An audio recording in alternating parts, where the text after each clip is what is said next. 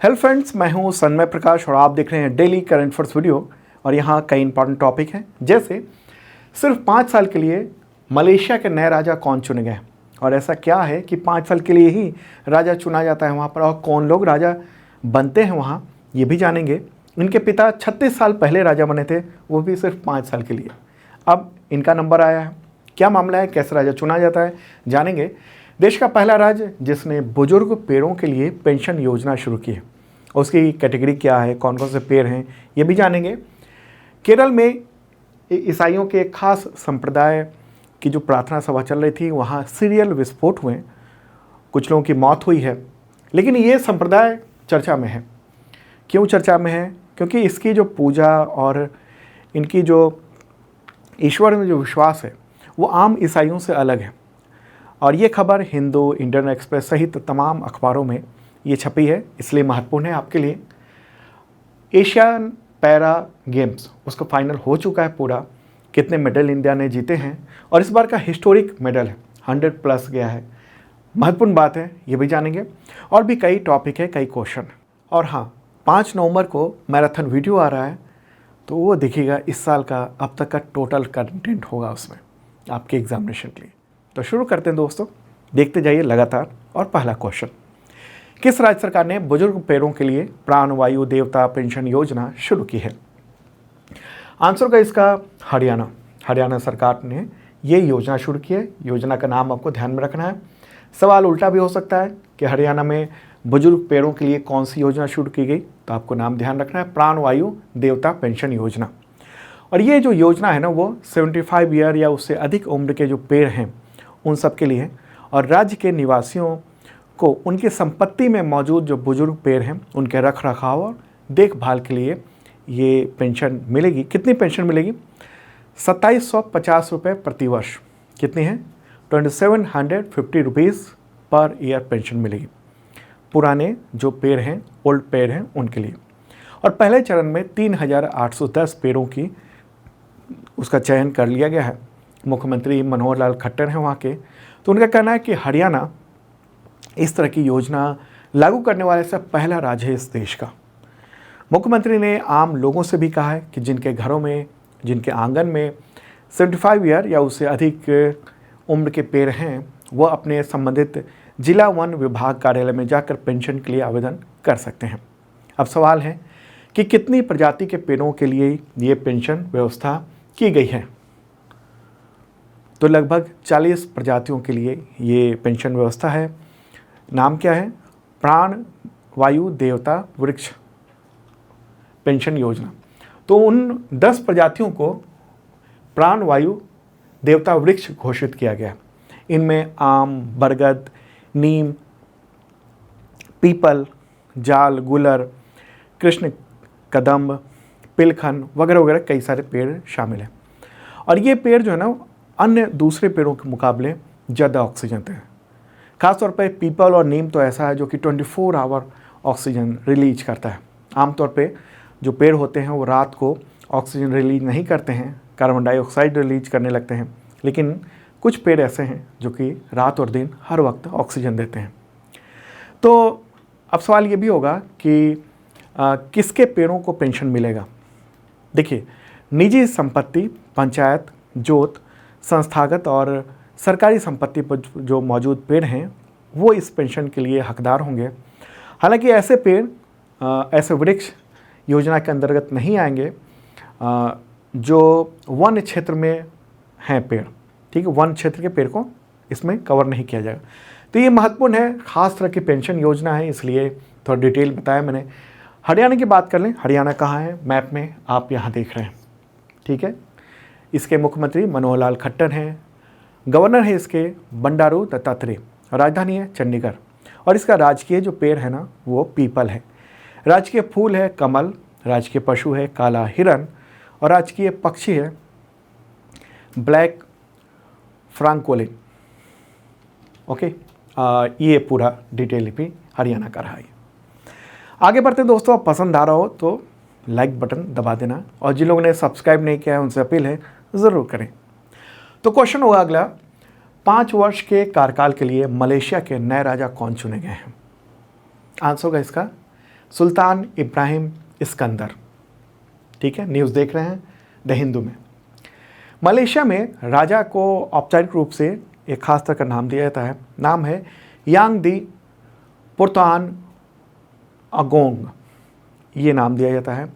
तो वे 17वें राजा चुने गए हैं और कब से उनका कार्यकाल शुरू होगा? 31 जनवरी 2024 को, जब अभी वर्तमान जो राजा हैं उनका कार्यकाल समाप्त हो जाएगा, तब ये नए राजा सुल्तान इब्राहिम इस्कंदर वो वहाँ के राजा बन जाएंगे। ठीक है, अभी राजा कौन है?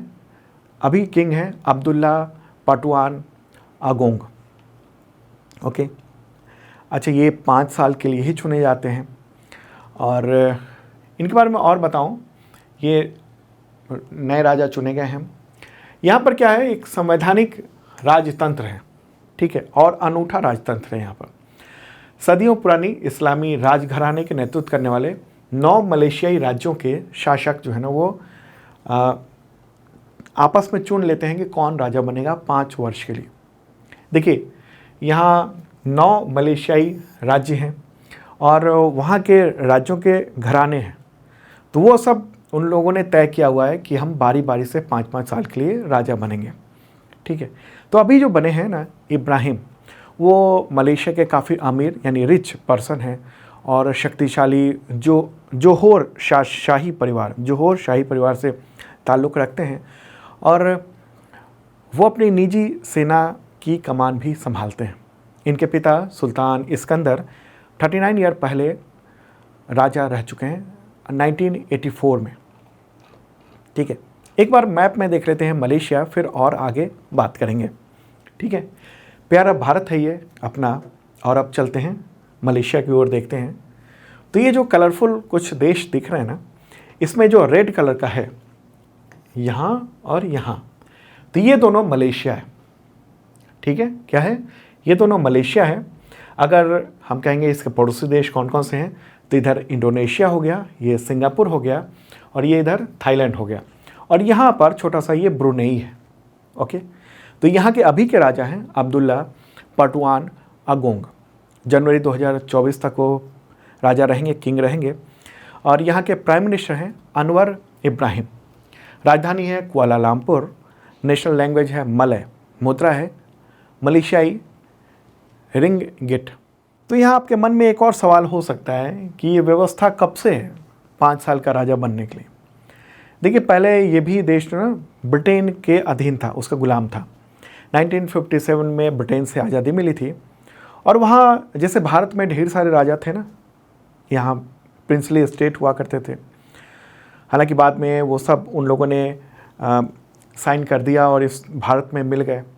वहाँ क्या हुआ, वहाँ जो जितने स्टेट थे, जितने राजा थे, वो आज़ादी के बाद उन लोगों ने आपस में तय कर लिया था कि हम बारी बारी से राजा बनेंगे। ठीक है, तो 1957 से ये सिंहासन जो है ना बदलता रहता है, मतलब दूसरे व्यक्ति आते रहते हैं। तो अभी जो राजा हैं सुल्तान अब्दुल्ला, वो 2019 में सिंहासन में बैठे थे, राजा बने थे और 31 जनवरी 2024 तक राजा रहेंगे और उसके बाद फिर सुल्तान इब्राहिम इस्कंदर हो जाएंगे। मलेशिया में राजा की भूमिका जो है ना काफ़ी प्रतिष्ठित होती है, खासकर ये जो मलय मुस्लिम है उन सब के बीच में। राजा के प्रति अवमानना, भड़काने वाली आलोचना करना, उसके लिए जेल हो सकती है। राजा का पद काफ़ी हद तक केवल औपचारिक होता है, लेकिन प्रधानमंत्री जो है वो अगर किसी की नियुक्ति करते हैं तो उनकी देखरेख में करते हैं। जैसे मान लीजिए यहाँ जो राष्ट्रपति होते हैं वैसा ही कुछ स्थिति वहाँ होती है। ठीक, और मलेशिया के जो सशस्त्र बल हैं उसके प्रमुख कमांडर इन चीफ होते हैं ये राजा। चलिए आगे बढ़ते हैं, अगला क्वेश्चन लेते हैं। महत्वपूर्ण क्वेश्चन ये भी। उससे पहले आपको बताऊं कि अगर आप तमाम एग्जामिनेशन के करंट अफेयर्स की तैयारी करते हैं ना, तो ये मेंबरशिप प्लान आपके लिए है। इसके ज़रिए आपको अगले 1 साल तक यानी 365 दिनों तक के करंट अफेयर्स का PDF मिलता है और मॉक टेस्ट देने का मौका मिलता है। PDF कई तरह के होते हैं, 1 लाइनर, MCQ विद नोट्स और वीडियो का लिंक भी होता है वहाँ पर। और ये जो PDF है वो वीकली, मंथली, क्वार्टरली, ईयरली ये सब मिलता है। पिछले भी PDF आपको मिल जाते हैं इसी के ज़रिए और अगले 365 दिनों तक अपडेट मिलता रहता है। ओके, और डेली करंट अफेयर्स का mock test, weekly mock test, monthly current affairs mock test, ये सब कुछ मौका मिलता है इस मेंबरशिप प्लान के ज़रिए। इसके अलावा इतने तरह के एग्जामिनेशन के टेस्ट सीरीज़, मॉक टेस्ट, ये सब कुछ अवेलेबल हैं। देखिएगा ज़रूर इस वीडियो के डिस्क्रिप्शन में, और एक हेल्पलाइन नंबर भी है, आप चैट कर सकते हैं, यहाँ सवाल आपके मन में जो वो पूछ सकते हैं सुबह 10 से लेकर शाम को 6-7 बजे तक। हालांकि उसके बाद भी जवाब मिलता है, लेकिन थोड़ा वक्त लगता है। चलें अब आगे बढ़ते हैं। और हाँ, डेली का जो PDF होता है ना, वो फ्री होता है, तो हिंदी और इंग्लिश दोनों लैंग्वेज में है। इस वीडियो के डिस्क्रिप्शन में आप चेक कर लेना, डाउनलोड कर सकते हैं आप, और सरकारी जॉब न्यूज़ का जो ऐप है वहाँ से भी डाउनलोड कर सकते हैं। ओके, तो अगला क्वेश्चन लेते हैं। केरल के एर्नाकुलम में ईसाई धर्म के किस संप्रदाय की प्रार्थना सभा में अक्टूबर 2023 में सीरियल ब्लास्ट हुए? आंसर होगा यहोवा विटनेसेस। क्या है? यहोवा विटनेसेस। न्यूज़ देख रहे हैं आप, और इसमें यह भी बताया गया है कि कौन है यहोवाज विटनेसेस, ये खास संप्रदाय। उससे पहले बताऊं ये जो घटना हुई है उसके बारे में। देखिए, ये जो समूह है, ये यहाँ इसकी एक प्रार्थना सभा चल रही थी, और लगातार 3 धमाके हुए, और 2 लोगों की मौत हो गई है, जबकि 52 लोग घायल बताए जा रहे हैं। और ये घटना जो है ना, वो उस वक्त हुई जब कन्वेंशन सेंटर में करीब 2000 लोग प्रार्थना करने, प्रे करने वहाँ पहुँचे थे। और एक व्यक्ति ने सरेंडर भी किया है, और उसने कहा है कि उसी ने ये IED बम रखे थे, और उसका कहना है कि खुद वो यहोवा विटनेसेस समूह से है, लेकिन उसे ये विचारधारा पसंद नहीं है। खैर, अब यहाँ पर महत्वपूर्ण आ जाता है कि ये कौन है, ये समुदाय यहोवा विटनेसेस कौन है? महत्वपूर्ण बात है। तो यहोवा विटनेसेस जो है ना, क्रिश्चियंस का एक अल्पसंख्यक समुदाय है, और इस समुदाय और संप्रदाय, इसकी उत्पत्ति जो है ना 1870 के दशक में हुई थी। अमेरिकी पादरी चार्ल्स रेज रसेल के द्वारा शुरू किया गया था। उस समय बाइबल स्टूडेंट आंदोलन हुआ था उसी से। और यहोवा विटनेसेस को मानने वाले वो पवित्र ट्रिनिटी उसको नहीं मानते हैं। पवित्र ट्रिनिटी में, ईसाइयों में ये होता है, ये सिद्धांत है कि ईश्वर जो है वो फादर, यीशु मसीह यानी पुत्र यीशु मसीह, और पवित्र आत्मा तीनों में समान, मतलब तीनों समान मौजूद है वहाँ पर। ठीक है, तो ये लोग विश्वास नहीं करते हैं उस पर। ये लोग जीसस को यानी यीशु को ईश्वर का बेटा मानते हैं, न कि खुद ईश्वर मानते हैं। ये लोग जीसस की शिक्षाओं और उनके उदाहरणों को आदर्श तो मानते हैं, लेकिन उनको ईश्वर नहीं मानते हैं, ईश्वर का पुत्र वो मानते हैं। ठीक है, और ये कहते हैं कि यीशु मसीह जो हैं वो स्वर्ग के राजा हैं, स्वर्ग राज्य के राजा हैं, लेकिन सर्वशक्तिमान ईश्वर के रूप में नहीं है। ठीक है, और वे अपनी मान्यताओं को केवल बाइबल के पाठ पर आधारित करते हैं, जिसे वे ईश्वर के वचन के रूप में देखते हैं। वे क्रिसमस या ईस्टर नहीं मनाते हैं, क्योंकि उनका मानना है कि ऐसे त्यौहार बुत परस्त परंपराओं से प्रेरित हैं, मतलब मूर्ति परंपराओं से प्रेरित है। और ये जो समुदाय है वो, इसका कोई केंद्रीय नेतृत्व नहीं, दुनिया भर में फैले हुए हैं। इससे रिलेटेड एक सुप्रीम कोर्ट का महत्वपूर्ण फैसला भी आया हुआ था। वह ये था कि बिजू इमैनुअल और अन्य बनाम केरल राज्य था, एक मुकदमा आया था सुप्रीम कोर्ट में 1986 में, और उस दौरान सुप्रीम कोर्ट ने अपने फैसले में इस संप्रदाय के 3 बच्चों को सुरक्षा प्रदान की थी, जो अपने स्कूल में जो नेशनल एंथम गाने में शामिल नहीं हुए थे। हुआ ये था उस दौरान कि इनके माता पिता ने गुहार लगाई थी अदालत से कि यहूब जो लोग हैं वो केवल यहोवा की ही पूजा पाठ करते हैं, उन्हीं के पूजा पाठ की अनुमति है। चूँकि ये राष्ट्रगान एक प्रार्थना है, इसलिए बच्चे सम्मान में खड़े तो हो सकते हैं, लेकिन गा नहीं सकते। अब हुआ ये था कि उनके बच्चों को निकाल दिया गया था स्कूल से, क्योंकि वो राष्ट्रगान गा नहीं रहे थे। तो सुप्रीम कोर्ट ने ये माना कि उन्हें राष्ट्रगान गाने के लिए मजबूर करना संविधान के अनुच्छेद 25 के तहत धर्म के उनके मौलिक अधिकार का उल्लंघन है। यहाँ तक हुई थी बात, ठीक है। तो एक इम्पॉर्टेंट बात है ये, और चूँकि इसकी चर्चा तमाम अखबारों में, न्यूज़पेपर में हो रही है, तो इसलिए ये भी जानना ज़रूरी है एग्जामिनेशन के पॉइंट ऑफ व्यू से। अब मैप में केरल भी देख लेते हैं, कहाँ पर है केरल। तो प्यारा भारत है और यहाँ पर ये जूम करके जा रहे हैं, ये रहा केरल। यहाँ के चीफ मिनिस्टर है पी विजयन, गवर्नर है आरिफ मोहम्मद खान और राजधानी है तिरुवनंतपुरम। आगे बढ़ते हैं। अगला क्वेश्चन लेते हैं। विश्व बचत दिवस कब मनाया जाता है? आंसर होगा 30 अक्टूबर को।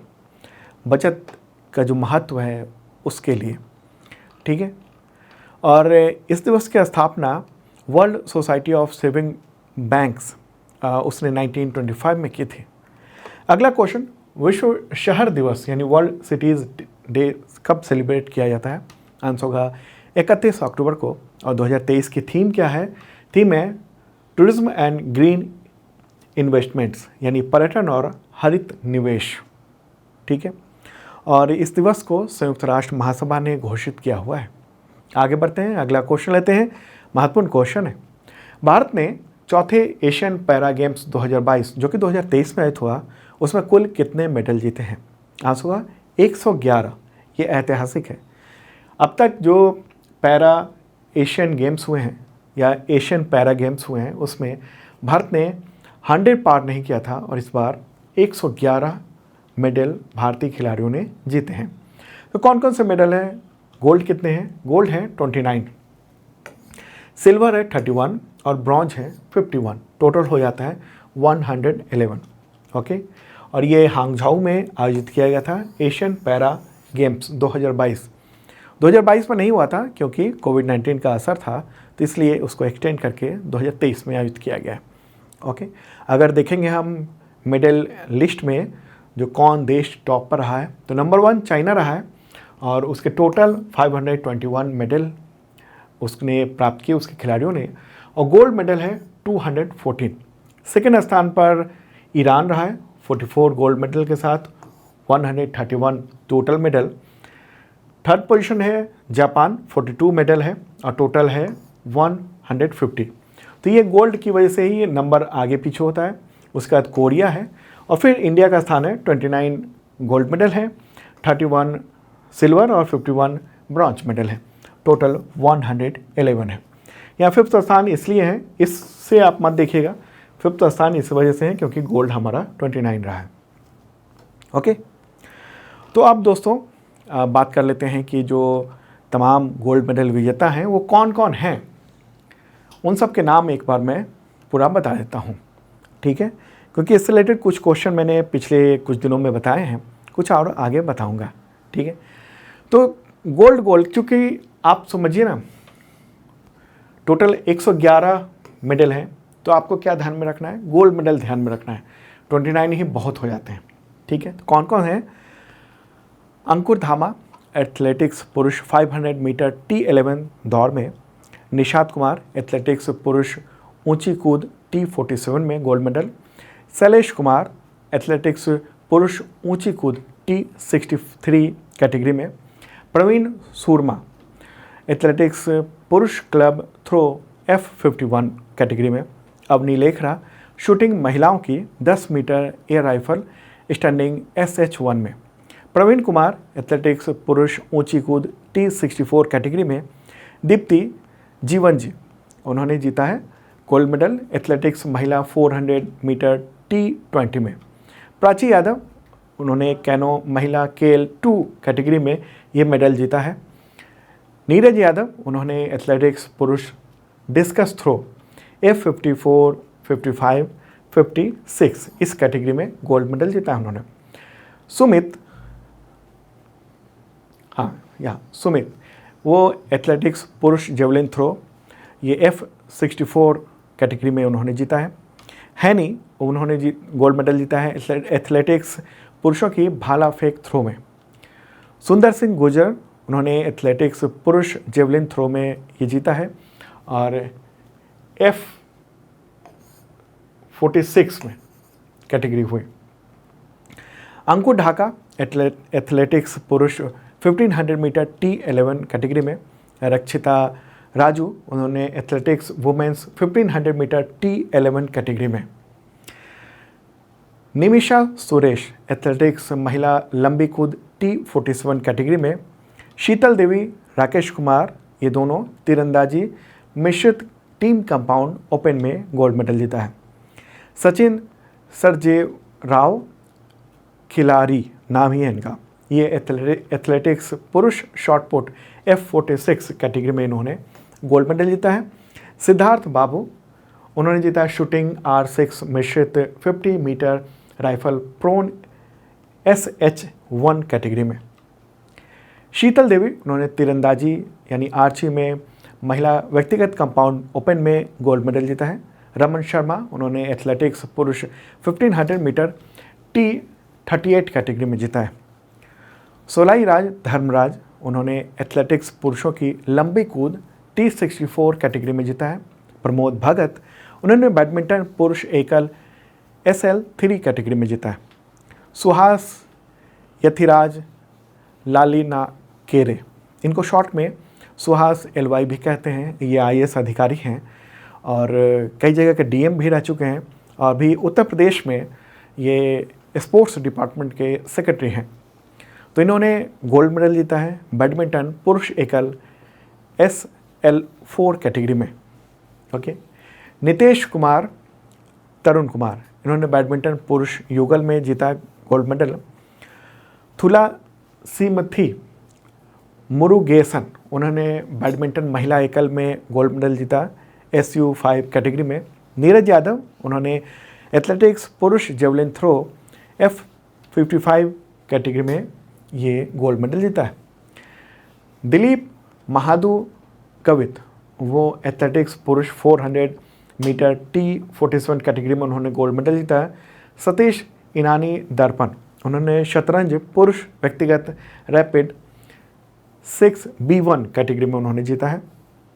और आखिर में सतीश इनानी दर्पण, कुमार प्रधान सौंदर्या और अश्विनी भाई कंचन भाई मकवाना, तीनों ने शतरंज में ये पुरुष टीम रैपिड 6B1 कैटेगरी में गोल्ड मेडल जीता है।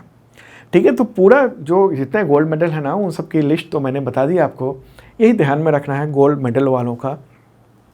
ठीक है, अब ऐसा करते हैं कुछ जो गोल्ड मेडल के क्वेश्चन, इन सब का वैसे MCQ मैंने बताया हुआ है बहुत सारे का, जो बचा हुआ है उन MCQ को ले लेते हैं।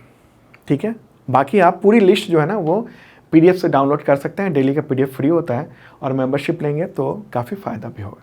चलिए आगे बढ़ते हैं। अगला क्वेश्चन, चौथे एशियन गेम्स में किस खिलाड़ी ने बैडमिंटन पुरुष एकल SL4 कैटेगरी में गोल्ड मेडल जीता है? आंसर होगा सुहास LY यानी सुहास यथिराज लालिनाकेर। इनका नाम कई जगह ना अलग अलग दिखाई देगा आपको, कहीं यथिराज आगे लिखा होगा, सुहास पीछे लिखा होगा, कभी ये आगे होगा, तो आप एक ही चीज़ समझ लीजिएगा। और जितने भी लोगों ने मेडल जीता ना उन सब की अलग ही अलग तरह की कहानी है। जैसे सुहास LY, इनका जन्म हुआ था कर्नाटक में और जन्म से ही दिव्यांग हैं, पैरों में दिक्कत है। उन्होंने नेशनल इंस्टीट्यूट ऑफ टेक्नोलॉजी यानी NIT से कंप्यूटर साइंस में इंजीनियरिंग की हुई है। UPSC की तैयारी कर दी।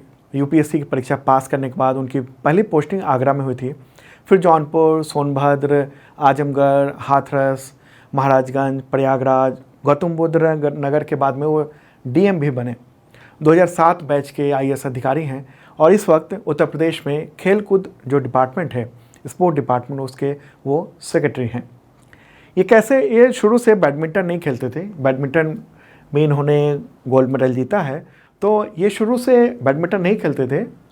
जब DM थे आगरा के पास के एक ज़िले में, तो वहाँ एक इवेंट में गए जहाँ पर बैडमिंटन का खेल चल रहा था, कंपटीशन चल रहा था। तो उन्होंने कहा कि मैं भी खेल सकता हूँ क्या? तो आयोजकों ने कह दिया कि, और DM थे तो बुला लिया, हाँ हाँ आप खेलिए। और उस दिन जो इन्होंने बैडमिंटन हाथ में लिया और फिर गोल्ड जीता भी इन्होंने। ओके, चलिए आगे बढ़ते हैं। अगला क्वेश्चन लेते हैं।